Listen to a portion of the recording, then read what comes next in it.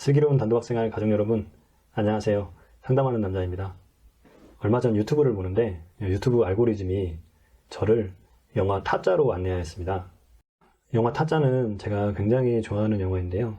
특히 저는 2006년도에 개봉한 타짜 1편을 굉장히 좋아합니다. 그래서 아마 여러분들도 아실 텐데요. 그 명장면을 몇 번을 돌려보고 돌려봐도 재밌더라고요. 그 타짜 영화에서 제가 가장 좋아하는 인물은 평경장입니다. 타짜 1편에서 주인공 고니의 스승으로 나오고요. 평경장이라고 하는 인물이 극 중에서 특유의 유머, 여유, 절제 이런 것들이 저한테 굉장히 매력적으로 다가오더라고요. 그래서 평경장이라고 하는 인물을 굉장히 좋아하는데요. 이런 장면이 있습니다. 고니가 슬슬 도박에 빠져들 때 평경장이 이것을 알고 칼을 보이면서 손가락을 자르라고 하는 얘기를 할 때가 있습니다.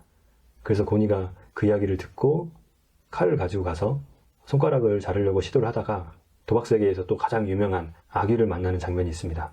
그런데 이상하게 도박 얘기가 나오면 이 손가락이나 이 손목 얘기가 나올 때가 굉장히 많습니다.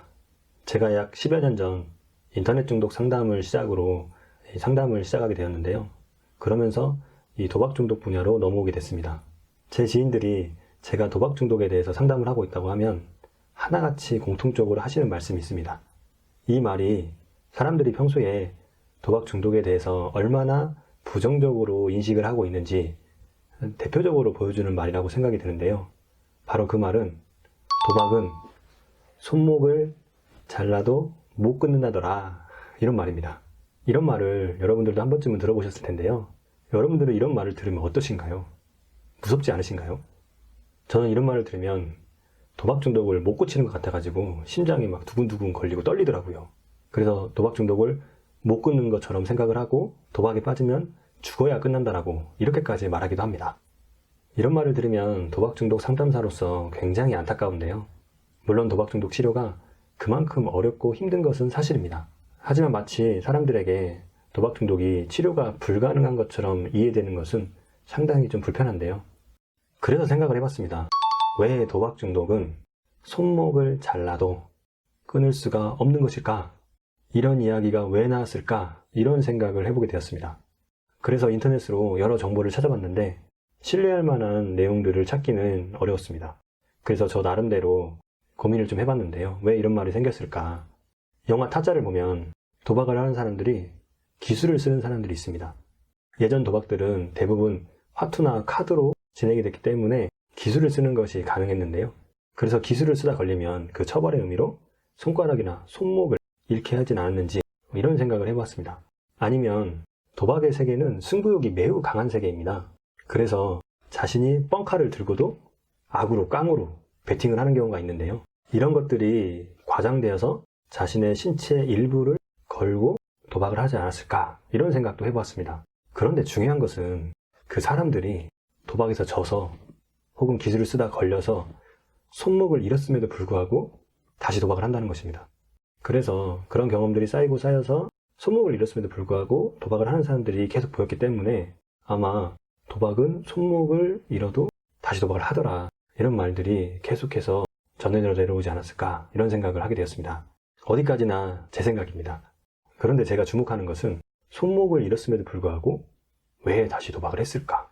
언뜻 생각하면 그렇게 심한 충격을 받았으면 그것 때문이라도 도박을 안 할 것 같은데 그분들은 다시 도박을 했습니다. 왜 다시 도박을 했을까요? 이 부분이 굉장히 궁금해지기 시작했습니다. 그래서 생각을 해보면 손목을 잃게 만든 것은 아마 분명 그 사람이 다시는 도박을 못하게끔 만들려고 했던 행동일 것입니다. 그런데 다시 도박을 했습니다. 왜 그랬을까요? 그래서 오늘 영상은 손목을 잃어도 왜 도박을 할까, 이거에 대한 제 의견을 좀 말씀드리면서 그 위에 덧붙이고 싶은 내용을 좀 더 말씀드리고 싶습니다. 도박은 손목을 잃어도 못 끊는다. 저는 이런 말을 들으면 도박 중독자들은 정말 상종도 해서는 안 될 사람이다, 이렇게 받아들일 때가 있습니다. 그래서 이런 말이 도박 중독을 치료하는 과정에서도 굉장히 치료를 방해하는, 치료를 막는 말로 생각되고 있는데요. 도박 중독 치료의 관점에서 보면 이 말은 굉장히 잘못되어 있다는 것을 알 수 있습니다. 도박은 손목을 잃어도 못 끊는다, 이 말에는 아마 많은 사람들이 도박에 빠진 사람들에게 도박을 끊게 하도록 하기 위해서 무언가 고민해봤던 흔적들이 보입니다. 그래서 고민과 고민 끝에 아마 손가락이나 손목을 어떻게 하면 되지 않을까 이런 생각을 했던 것 같은데요. 도박은 손으로 하니까, 그리고 실제로 간혹 도박자들께서도 나는 안 하려고 하는데 손이 저절로 해지더라 이런 말을 하시는 분도 있거든요. 그러니까 이런 것들 생각해보면 옛날에는 어쩌면 손이 문제다 이렇게 생각을 했을 수도 있을 것 같아요. 그러다 보니까 이제 이 도박을 못하게 손을 어떻게 하려고 하지 않았을까. 그래서 이런 말도 있잖아요. 손이 근질근질하다. 그러니까 충분히 도박 문제가 손 문제로 생각이 될 수가 있는 것이죠. 그래서 저는 도박을 못하기 위해서 손과 손가락을 어떻게 하면 되지 않을까 이런 생각들이 자리 잡았다고 생각이 드는데요. 그 방법은 실패했습니다. 왜 그럴까요? 이유는 간단합니다. 도박 중독은 손목과 아무런 관계가 없기 때문입니다. 도박 중독을 조금만 공부해보면 도박 중독의 원인이 뇌 문제, 심리적인 문제, 사회적인 문제, 환경적인 문제 이런 여러 가지 문제가 있다는 걸 알 수 있고요. 그 중에 손목의 문제는 없습니다. 만약에 도박 중독이 손목과 연결이 돼 있다면 아마 도박 중독을 설명하는 많은 교과서에 손목의 내용이 기술되어 있을 것입니다. 하지만 그 어떤 치료적인 기술에도 손목에 대한 언급은 없습니다. 즉, 도박을 막기 위해 손목을 어떻게 했다는 것은 도박 문제를 바라봄에 있어 진단과 대처가 매우 잘못되었다는 것을 의미합니다. 도박에 중독되신 분들에게 손목을 이렇게 해서 도박 중독을 치료한다고 하는 것은 제가 지난 영상에서 올린 단도박 세팅 과정에 대해서 말씀드리면서 당뇨병과 코로나 바이러스에 대해서 비유를 들었었습니다. 근데 그 당뇨병에 빠진 분들에게 손목을 이렇게 해서 치료를 한다는 것과 바이러스에 감염 분들에게 손목을 이렇게 하면 치료가 된다고 하는 이런 치료법을 썼던 것과 동일한 것입니다. 정말 제가 이야기하는 순간에도 말도 안 되는 이야기고, 그렇다 보니까 이것이 효과가 없는 것이 당연한 결과입니다. 그러니 도박은 손목을 잃어도 못 끊는다 이런 말들이 얼마나 잘못된 말이고 우리의 치료를 얼마나 방해하고 있는 말들인지 우리부터 다시 한번 생각해 봐야 됩니다. 제가 이렇게 도박과 관련된 어떤 말을 가지고 이렇게 진지하게 설명드린 이유는요, 제가 앞에서 여러 영상에서 도박 중독을 어떤 질병적인 관점에서 바라볼 수 있어야 된다 이렇게 말씀드렸습니다. 물론 질병적인 관점이 도박 중독을 100% 다 설명할 수 있는 건 아닙니다. 아닌데 도박 중독을 치료해가는 초기에서 질병적인 관점이 굉장히 유효한 것은 사실입니다. 그래서 이런 질병적인 관점에 대해서 수차례 설명을 드리면 대상자든 가족이든 이런 질병적인 관점을 받아들이기 시작을 하는데요. 그런데 진짜로 이 문제를 깊이 받아들였는지와는 구별됩니다. 단순하게 이것이 병이구나 이렇게 받아들이는 분도 많고, 본인이 깊이 이 문제를 질병으로 받아들였다 하더라도 상담자가 봤을 때는 도박 중독을 받아들이지 못했구나, 아직 이해하고 있지 못하시구나 이런 모습을 보일 때가 많습니다. 몇 가지 예를 들어보겠습니다. 이 몇 가지 예는 상담실에 오시는 거의 모든 분들께서 보이는 모습인데요. 어떤 부모님께서 자신의 자녀가 도박 중독자임을, 그것이 질병임을 받아들였다고 하십니다. 그런데 상담을 하는 과정에서 부모님께서 계속 하시는 말씀은 어떤 말씀이냐면, 우리 애가 나쁜 애가 아니었는데, 착한 아이였는데, 성실한 아이였는데 이런 말씀을 계속 하십니다. 또 어떤 부모님들은 도박자가 계속 숨기고 거짓말하고 도박을 끊는다라고 약속을 해도 다시 또 도박을 하기 때문에 그 분노와 화를 참지 못하고 도박자들을 막 폭행하는 경우도 있는데요. 이런 것들도 아까 제가 말한 예시가 될 수 있습니다. 그리고 도박을 했던 당사자들도 상담하는 과정에서 제가 너무 나쁜 짓을 했다, 해서는 안 될 짓을 했다, 그러니 앞으로 개과천선하고 열심히 살아보겠다 이런 말씀을 하십니다. 이런 말들이 틀린 말들은 아닙니다. 하지만 도박 중독을 질병적인 관점에서 바라볼 때 나오는 말은 아닙니다. 도박 중독자가 나쁜 사람이라는 것과 질병이라는 것은 관련이 없습니다. 도박 중독이라고 하는 질병에 빠졌는데 개과천선하겠다고 하는 것은 무언가 앞뒤가 잘 안 맞습니다.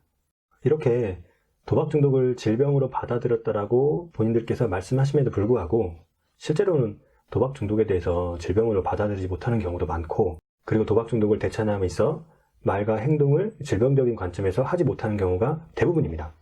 그리고 그러한 이유가 앞에서 말씀드렸듯이 도박 중독을 질병적인 관점에서 올바르게 이해하고 받아들이지 못했기 때문에 일어나는 현상입니다. 또는 도박 중독이라고 하는 것이 질병이라고 알고 있지만 그런 질병이 어떤 식으로 우리 몸에서 말과 행동으로 나타나는지 아직 거기까지는 연결이 되지 않은 분들이 많습니다. 그러니 우리가 앞에서 얘기했던 도박은 손목을 잃어도 못 끊는다, 이런 말을 들었을 때 우리도 그 말에 동조할 수밖에 없고 우리의 단도박 가정도 흔들리고 매우 불안정한 것입니다. 그래서 여러분들께서 스스로 도박 중독에 대해서 질병으로 받아들이고 이해하셨다고 하시더라도 여러분들이 무심코 하시는 생각과 말, 행동이 정말 도박 중독을 질병으로 바라보면서 생각하고 말하고 행동하시는 건지 다시 한번 점검해 보셔야 됩니다. 여러분들이 도박 중독이 질병이라는 분명한 이해와 확신이 필요합니다. 그래야 이 문제, 이 도박 중독의 문제를 올바르게 잘 대처해 나갈 수 있습니다. 그래서 앞으로는 도박 중독은 손목을 잃어도 못 끊는다, 이런 말을 들었을 때 우리 슬기로운 단도박생활 가족 여러분들 먼저 슬기로움이라는 이 단어에 맞게 지혜를 발휘하셔서 도박 중독은 치료를 받아야 될 병이다 라고 말씀해 주셨으면 좋겠습니다. 왜 도박 중독이 병이고 왜 치료를 받아야 되는 병인지 여러분들께서 설명하시어 우리와 우리 주변에 있는 도박 중독 치료를 방해하는 이런 부정적인 시선을, 이런 부정적인 관점을, 이러한 잘못된 인식이 우리의 도박 중독 치료를 방해하고 있다는 것을 이해하셔서 우리가 함께 도박 중독에 대한 잘못되고 부정적인 인식을 바꿔나가시는데 노력해보았으면 좋겠습니다. 그래야 우리가 좀 더 안전한 공간에서 순간순간 찾아오는 도박 중독의 위기를 극복하며 조금 더 안정된 단도박 생활을 이어나갈 수 있을 것입니다. 매일매일 하루하루 단도박 행하시는 슬기로운 단도박 생활 가족 여러분, 화이팅 하시고요. 오늘 영상 이것으로 마치겠습니다. 감사합니다.